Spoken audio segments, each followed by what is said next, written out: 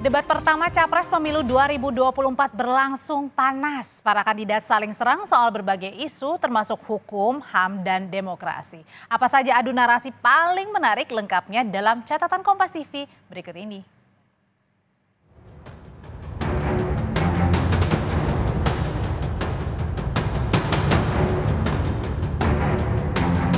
Panasnya adu narasi tersaji di debat perdana Pilpres 2024.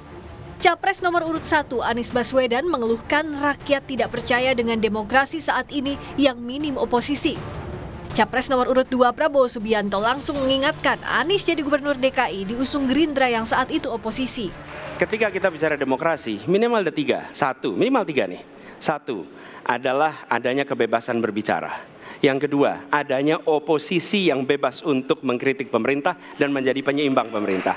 Yang ketiga, adanya proses pemilu, proses pilpres yang netral, yang transparan, jujur, adil. Tiga. Dan kalau kita saksikan akhir-akhir ini, dua ini mengalami problem. Mas Anies dipilih jadi gubernur DKI menghadapi pemerintah yang berkuasa. Saya yang mengusung Bapak.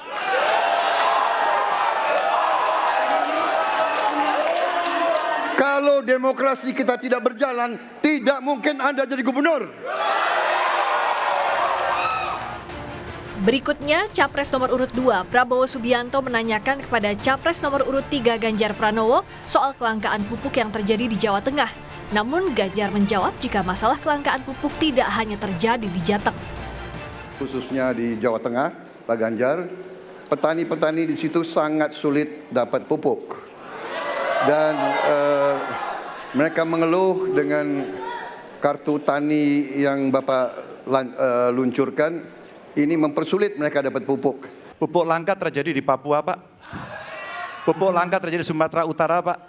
Pupuk langka terjadi di NTT, NTB, Kalimantan Timur, termasuk bensin. Mungkin Bapak sedikit agak lupa untuk saya bisa mengingatkan, karena Bapak pernah menjadi ketua HKTI. Sementara Capres nomor urut 3 Ganjar Pranowo bertanya soal pembangunan IKN kepada Capres nomor urut 1 Anies Baswedan. Ganjar menegaskan sikap Anies yang menolak IKN. Anies mengkritisi pembangunan IKN yang ia sebut tidak melalui proses dialog publik. Apakah boleh saya simpulkan kalau begitu Mas Anies dalam posisi yang oposisi terhadap beberapa kebijakan termasuk IKN? Inilah salah satu contoh produk hukum yang tidak melewati proses dialog publik yang lengkap. Sehingga dialognya sesudah jadi undang-undang. Dan ketika dialognya sudah undang-undang, siapapun yang kritis dianggap oposisi, siapapun yang pro dianggap pro pemerintah. Di debat kedua 22 Desember nanti, giliran Cawapres adu gagasan.